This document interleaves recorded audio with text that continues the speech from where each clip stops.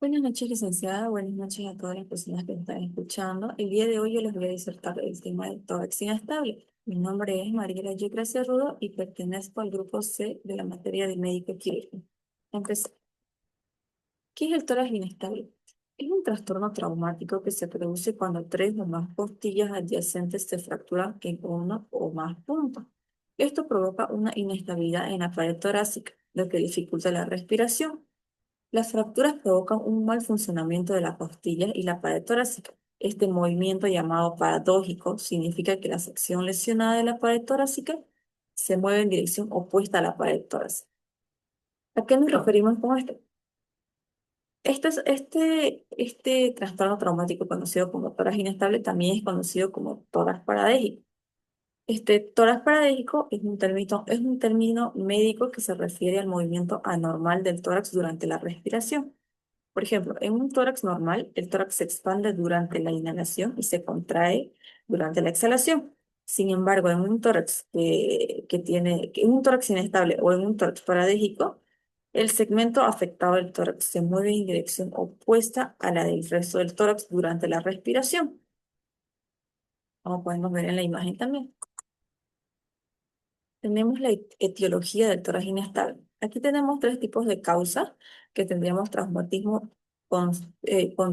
contusivos, perdón, que son los golpes directos en el pecho, pues, provocados por accidentes de tráfico, caídas desde alturas altas que nos puedan llegar a afectar. Tenemos traumatismos de alta energía, que son los accidentes de tráfico también, accidentes laborales, deportes de alto riesgo o terremotos. En este caso de traumatismos de alta energía, es el resultado de una transferencia de energía significativa al cuerpo, es decir, un golpe directo a nuestro cuerpo, que puede ser causado por accidentes de tráfico, por caídas de lugares altos, lesiones por armas de fuego o explosión. También tenemos como otra causa las fracturas múltiples de costillas, tres o más costillas adyacentes fracturadas en múltiples puntos. Aquí también podemos tener imágenes de la etiología del tórax inestable, donde tenemos la ruptura de las costillas múltiples, tenemos el traumatismo de alta energía y traumatismo consultivo. Continuamos con los datos objetivos y subjetivos. En los datos objetivos tenemos la respiración paradójica, la crepitación, la inestabilidad del tórax, equimosis, hematoma, taquicardia, taquipnea e hipotensión. En los datos subjetivos tenemos dolor, fatiga, dificultad para respirar, ansiedad y miedo. Entramos al tratamiento farmacológico y no farmacológico. Empezamos con el tratamiento farmacológico. Dentro de este campo encontramos analgésicos para aliviar el dolor, antibióticos para combatir cualquier tipo de infección que pueda presentar el paciente, oxígeno complementario en caso de que lo requiera, fisioterapia ventilatoria en caso de que esté indicado o prescrito por el médico, tenemos la ventilación mecánica también. En el tratamiento no farmacológico tenemos el reposo absoluto, una dieta equilibrada, el control nutricional, la reducción del estrés y, por supuesto, el apoyo emocional. Tenemos ahora las pruebas laboratoriales del tórax inestable. Dentro de este campo encontramos los gases en sangre arterial, el hemograma completo y el panel metabólico.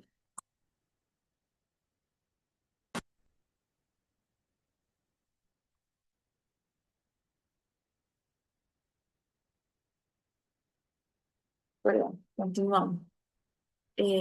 Como les iba diciendo, entre las pruebas diagnósticas tenemos la radiografía de tórax, la tomografía computarizada y la exploración física, que nos ayuda a detectar si el paciente ha sufrido algún trauma más grave o en todo caso a identificar este traumatismo que se llama tórax inestable.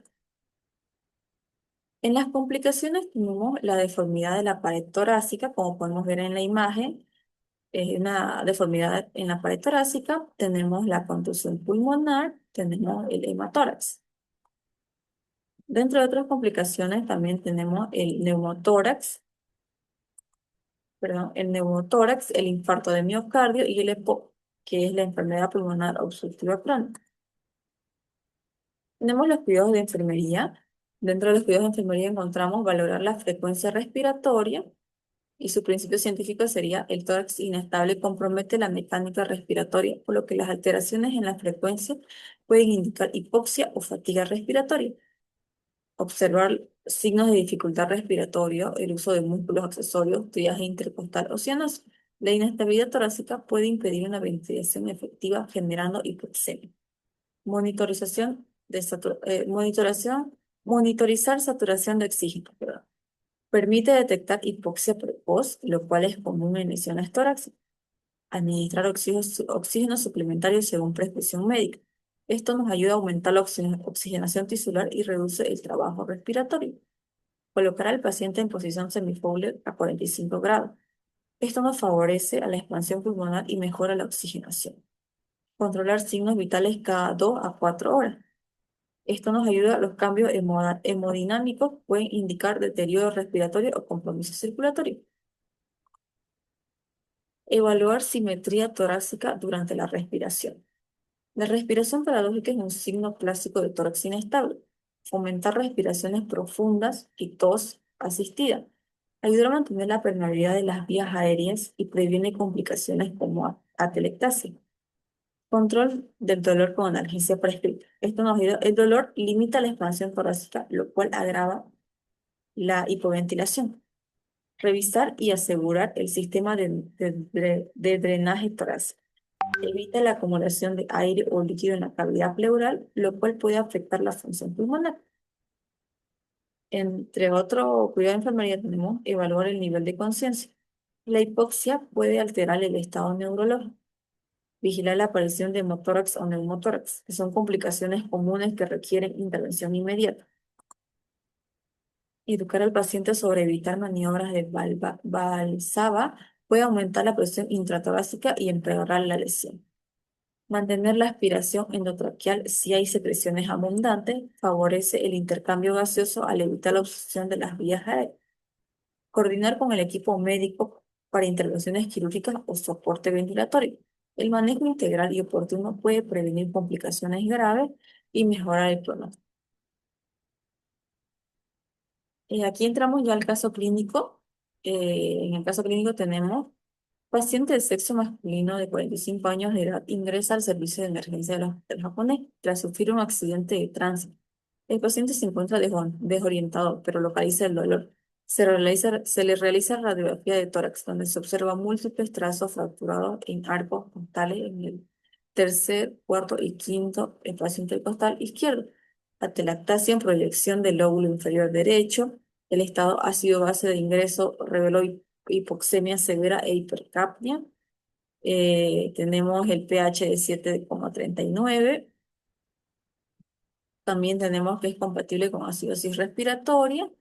Al examen físico de ingreso, el paciente se encuentra con un Glasgow de 10/15 sin datos de focalización, pupilas eufóricas y fotorreactivas. Al nivel respiratorio tenemos el movimiento paradójico del tórax y signos de falla respiratoria aguda, taquipnea, cianosis perivocal, aleteo nasal, uso de músculos accesorios de la respiración, triaje supraclavicular e intercostal, efisema subcutáneo en tórax anterior.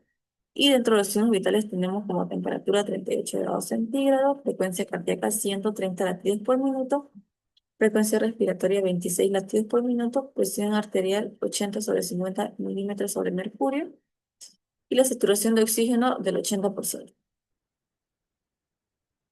En los datos objetivos tenemos la cianosis perivocal, el aleteo nasal, pupilas eufóricas y fotorreactivas, llenado capilar de 2 segundos, movimiento paradójico del tórax, dificultad para respirar, uso de músculos accesorios, triaje supraclavicular e intercostal. En los datos actuales tenemos la temperatura de 38 grados centígrados, la frecuencia cardíaca de 130 latidos por minuto, frecuencia respiratoria de 26 latidos por minuto, presión arterial de 50 milímetros de mercurio, saturación de oxígeno del 80%, hipoxemia, acidosis respiratoria. Tenemos en los rayos, dentro de los rayos de tórax, rayos X de tórax, donde encontramos los trazos fracturados en arcos postales en el tercer, cuarto y quinto izquierdo. Atelectasia en proyección del lóbulo inferior derecho. tenemos enfisema subcutáneo en tórax anterior y crépitos. En los datos subjetivos tenemos que el paciente se encuentra desorientado, nos refiere dolor, y en los datos antecedentes que ha sufrido un accidente de tránsito. En el diagnóstico NANDA tenemos el dominio 4, actividad y reposo, la clase 4, respuestas cardiovasculares pulmonares. En la etiqueta tenemos el patrón respiratorio ineficaz, número de página 397, definición, dificultad para mantener una ventilación adecuada durante la inspiración y expiración. Factor relacionado, fatiga de los músculos de la respiración. En el factor de riesgo no aplica. Características definitorias, tendríamos la alteración de los movimientos torácicos, uso excesivo de los músculos accesorios de la respiración y patrón respiratorio abdominal parador. Dentro de la formulación del diagnóstico encontramos patrón respiratorio ineficaz relacionado con fatiga de los músculos de la respiración, manifestado por uso excesivo de los músculos accesorios de la respiración y la alteración de los movimientos torácicos. Población en riesgo no aplica, condición asociada, deterioro del músculo esquelético y tipo de diagnóstico enfocado en el problema. En los resultados del NOC tenemos como dominio 2 salud fisiológica en la clase E, cardiopulmonar, etiqueta 0415, que sería función respiratoria, que lo encontramos en las páginas 219 y 220.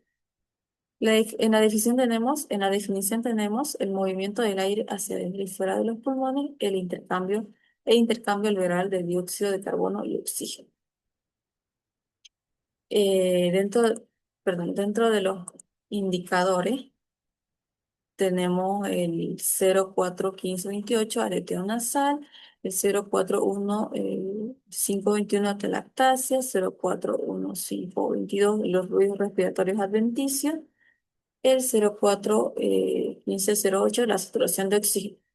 Tenemos en la escala de Linker la desviación grave del rango normal, desviación sustancial del rango normal, desviación moderada del rango normal, desviación leve del rango normal y sin desviación del rango normal. Estamos en la escala de Diana, donde tenemos en la teo nasal llegar de una evaluación de 2 a 4, en la atelectasia de 2 a 3, en los ruidos respiratorios de 3 a 4 y en la saturación de oxígeno de 2 a 5. En las intervenciones del DIC tenemos en el dominio 2 fisiológico complejo, en la clase K de manejo respiratorio, encontramos el código 3350 que es monitorización respiratoria, donde tenemos la definición de que es la recopilación de análisis de datos de un paciente para asegurar la permeabilidad de las vías aéreas y el intercambio gaseoso adecuado. Dentro de las actividades tenemos monitorizar la frecuencia, el ritmo, la profundidad y el esfuerzo de la respiración. Evaluar el movimiento torácico observando la simetría, la utilización de los músculos accesorios y las retracciones del músculo intercostales y supraclavicular. Monitorizar si se producen respiraciones ruidosas como estridor o ronquido. Monitorizar los patrones de respiración, bradipnea, taquipnea, hiperventilación, respiraciones de Kussmaul y monitorizar los niveles de saturación de oxígeno continuamente en pacientes sedados, en caso de que el paciente se encuentre sedado. El otro sería monitorizar si hay fatiga muscular diafragmática, palpar para ver si la respiración pulmonar es igual, auscultar los sonidos respiratorios observando las áreas de disminución o ausencia de ventilación y presencia de sonidos adventicios. Monitorizar las lecturas del ventilador mecánico anotando los aumentos de precisiones inspiratorias y de disminuciones del volumen corriente según corresponde. Y por último tenemos monitorizar las secreciones respiratorias del paciente. En la evaluación se logra mejorar la función respiratoria mediante la monitorización continua, logrando una puntuación de sustancialmente a moderado, con las intervenciones que realizan en la enfermería. Eso sería todo. Muchas gracias por su atención.